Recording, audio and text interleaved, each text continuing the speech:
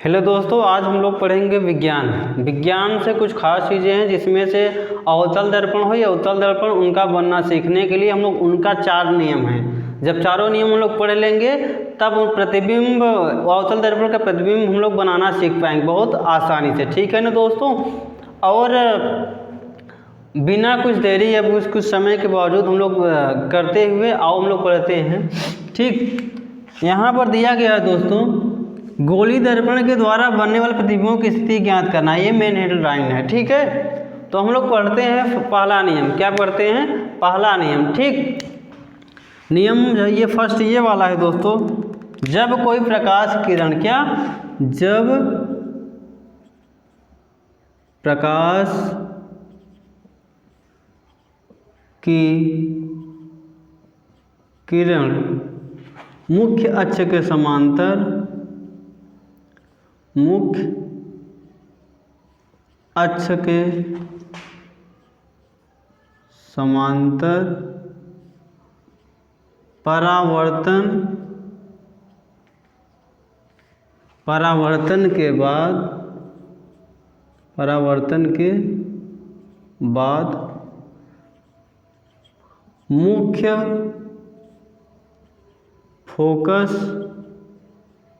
Focus से जाती है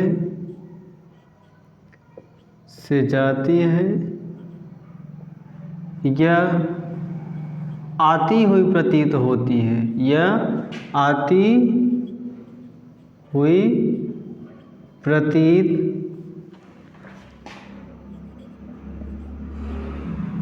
होती है।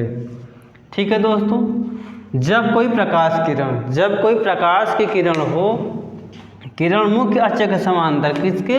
मुख्य अक्ष के समांतर परावर्तन के बाद मुख्य फोकस से जाती है, या तो आती हुई प्रतीत होती है। ठीक है ना दोस्तों।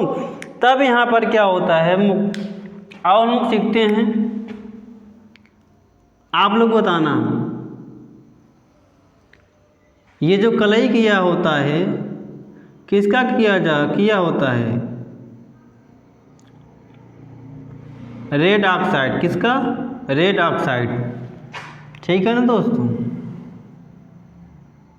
हम लोग अवतल उत्तल दोनों लेकर साथ में चलेंगे ताकि आप लोगों को कोई प्रॉब्लम ना हो पढ़ने में। ठीक है ना। ये अवतल होता है, अवतल दर्पण,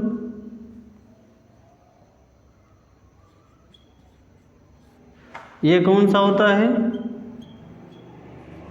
उत्तल दर्पण। क्या होता है? उत्तल दर्पण। ठीक है ना दोस्तों।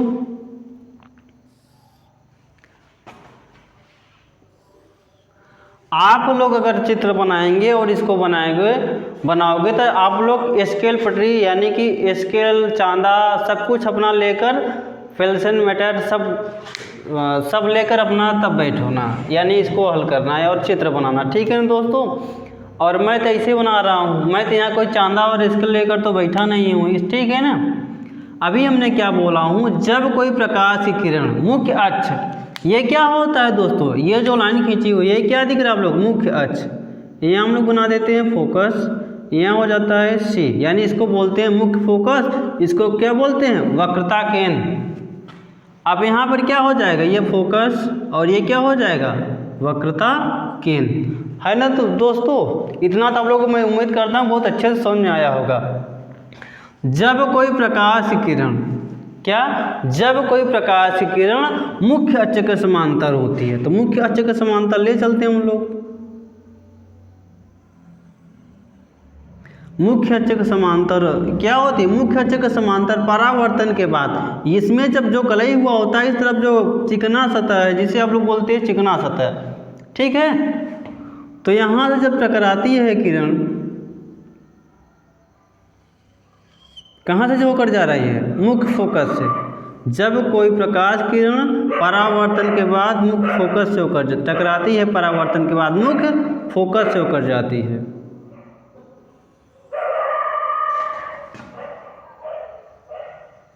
थोड़ा ये मुझसे टेढ़ा हो जा रहा है, आप लोग इस पटरी और चांदा उंदा लेकर बैठना, ठीक है ना दोस्तों। अब ये कहाँ बन गया है, मुख्य फोकस पर। कहाँ काट रहा है ये किरणें जो आपस में काट रही, कहाँ काट रहे, मुख्य फोकस पर, ठीक है। ये क्या है, अवतल दर्पण में। उत्तल दर्पण में क्या होता है दोस्तों, हमेशा परावर्तक की तरफ से जाती हैं वस्तुओं, और हम लोग वस्तु कहाँ छोड़े, अनंत से। अब यहाँ देखो इस तरफ से तो छोड़ी नहीं जाएगी वस्तु, इस तरफ से छोड़ेंगे, यानी प्रकाश किरण। देखो यहाँ इस तरफ क्या हुआ है, कलई किया हुआ है, तो हम लोग डालेंगे यहाँ से, यहाँ से डालेंगे हम लोग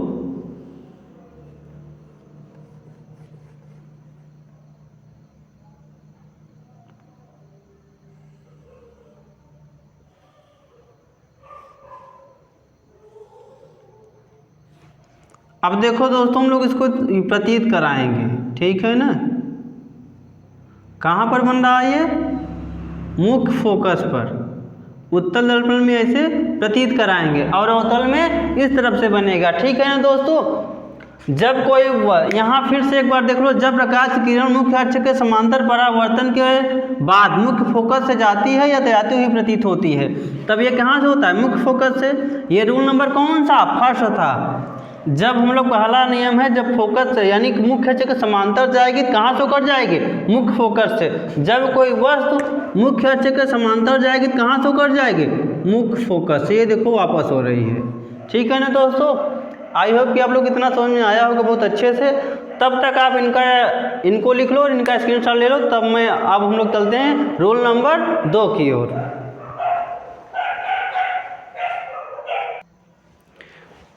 ठीक है दोस्तों, हम लोग चलते हैं रूल्स नंबर 2।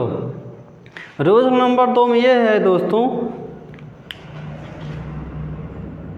मुख्य फोकस से जाने वाली, या फिर यहाँ पर से जाने वाली, मुख्य फोकस से क्या होता है, आने वाली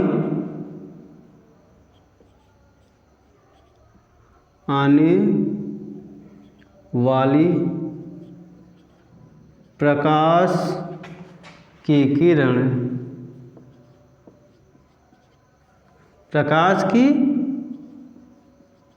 किरण, मुख्य फोकस से आने वाली प्रकाश की किरण परावर्तन के पश्चात, या फिर लिख लो परावर्तन के बाद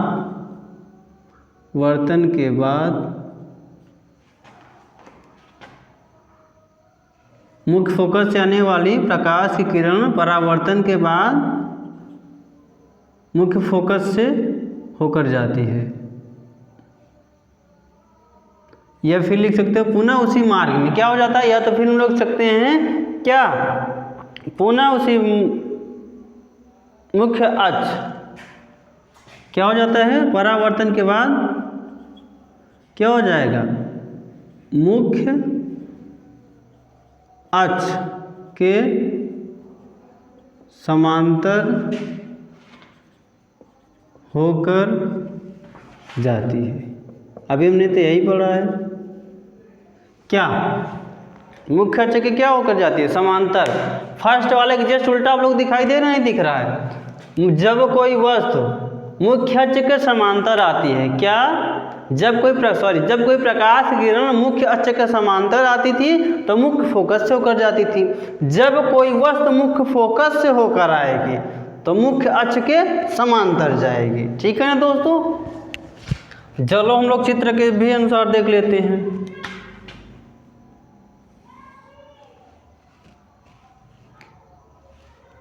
कलाई कर लेते हैं हम लोग। जो कलाई के इसमें कौन सा, किसका कलाई किया होता है, रेड ऑक्साइड, किसका, रेड ऑक्साइड का, ठीक है। ये कौन सा दर्पण हो जाएगा, अवतल दर्पण। यहाँ पर ये कौन सा हो जाएगा, उत्तल दर्पण। कलाई किसका होगा, रेड ऑक्साइड, ठीक है ना दोस्तों।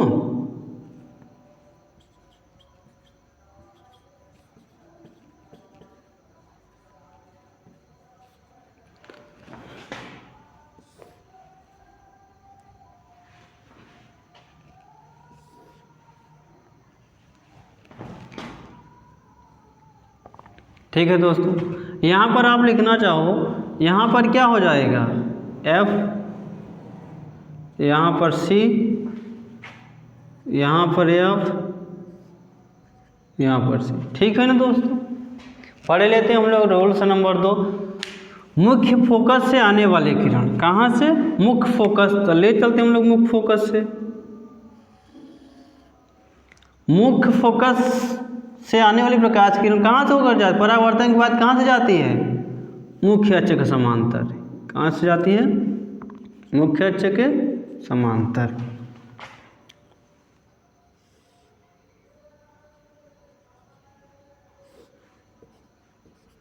देखो दोस्तों, जब अभी हमने मुख्य फोकस से लेकर कोई प्रकाश किरण डाला तो कहाँ से परावर्तन के बाद कहाँ से लौटे? मुख्य फोकस के, मुख्य अक्ष के क्या हो गए? समांतर। जब कोई प्रकाश किरण हमने मुख्य फोकस पर डाला तो कहाँ से लौटी? मुख्य अक्ष के समांतर। ठीक है ना दोस्तों। आई होप कि आप लोग को ये बहुत अच्छे से समझ में आया होगा रूल्स नंबर 2 भी। ठीक है ना, आप लोग इनका भी स्क्रीनशॉट मार लो और हम लोग चलते हैं रूल्स नंबर 3 की ओर। ठीक है दोस्तों।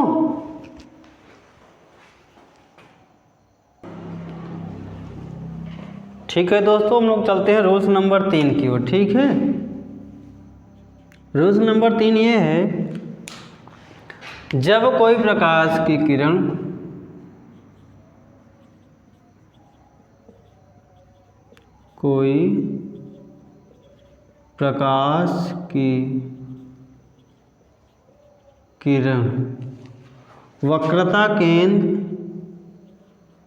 वक्रता केंद्र से होकर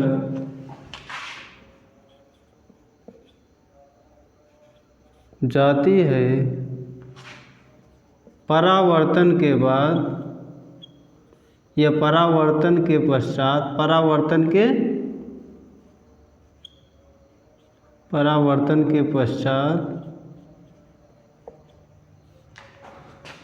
पुनः उसी मार्ग से वापस लौट जाती है।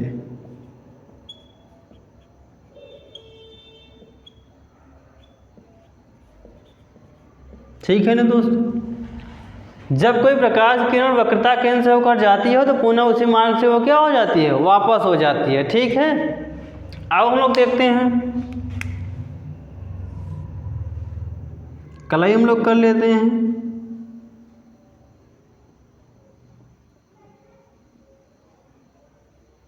कौन सा दर्पण है? अवतल दर्पण। ठीक है,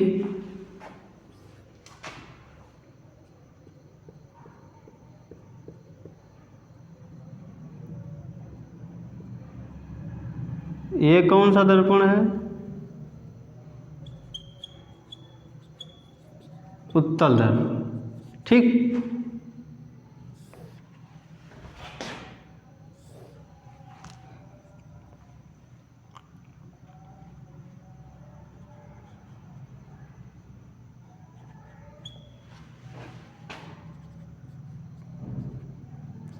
ये फोकस हो गया, ये वक्रता केंद्र हो गए। ठीक है दोस्तों, अब हम लोग देखते हैं, जब कोई वस्तु कहाँ से जाती है? वक्रता केंद्र क्या होती है? सी। थोड़ा मेरा इधर हो गया है दोस्तों, आप लोग अपना बना लेना। ठीक है, जब कोई प्रकाश किरण वक्रता केंद्र से होकर जाती है तो पुनः उसी मार्ग से क्या हो जाती है? वापस। समझ में आया ना। इसी तरीके से यहाँ भी है,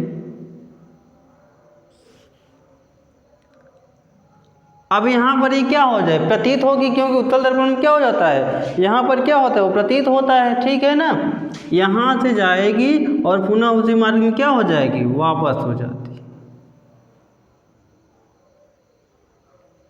ठीक है ना दोस्तों, दिखाई दे रहा है आप लोगों को? अभी हमने जो यहाँ पर चित्र बनवाया हूँ यही लिखाया हूँ, जब कोई प्रकाश किरण वक्रता केंद्र से होकर जाती है तो परावर्तन के पश्चात पुनः उसी मार्ग से वापस लौट जाती है। ये रूल्स नंबर कौन सा हो गया दोस्तों? 3। तो देखो हमने जब कोई प्रकाश किरण वक्रता केंद्र से होकर जाती है और परावर्तन से टकराती है, जब परावर्तन से टकराएगी और पुनः उसी मार्ग में क्या हो जाएगी? वापस हो जाएगी। ठीक है ना दोस्तों। अब हम लोग चलते हैं रूल्स नंबर 4 की ओर। ठीक है दोस्तों, आप लोग इनका स्क्रीनशॉट ले लो, तब तक हम चलते हैं रूल्स नंबर 4।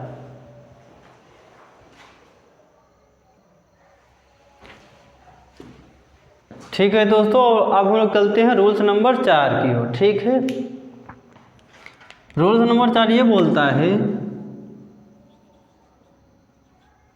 ध्रुव पर आने वाली प्रकाश की किरण, क्या? ध्रुव पर आने वाली प्रकाश की किरण। ठीक है दोस्तों, अब प्रकाश की किरण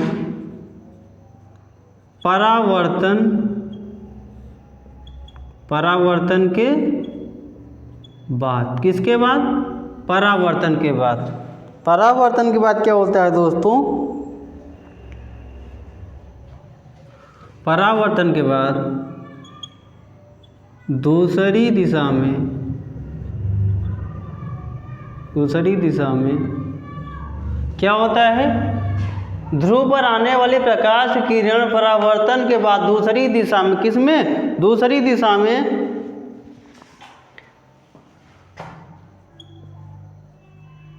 तिर्यक रेखा में, तिर्यक रेखा में मुड़ जाती है।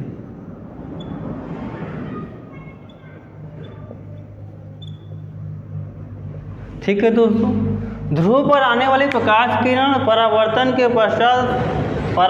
के बाद या तो पश्चात दूसरी दिशा में मुड़ जाती है या तो तिर्यक रेखा में मुड़ जाती है। ठीक है ना दोस्तों। आओ हम लोग चलते हैं, पढ़ते हैं चित्रानुसार।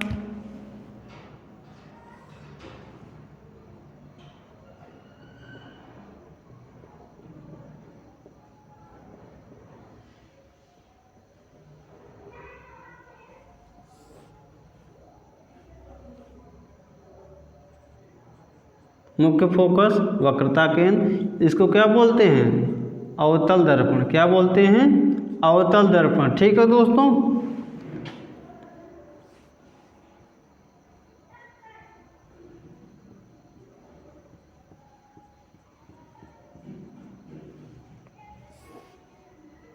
मुख्य फोकस, वक्रता केंद्र, क्या बोलते हैं? उत्तल दर्पण। क्या बोलते हैं? उत्तल दर्पण। ठीक है दोस्तों,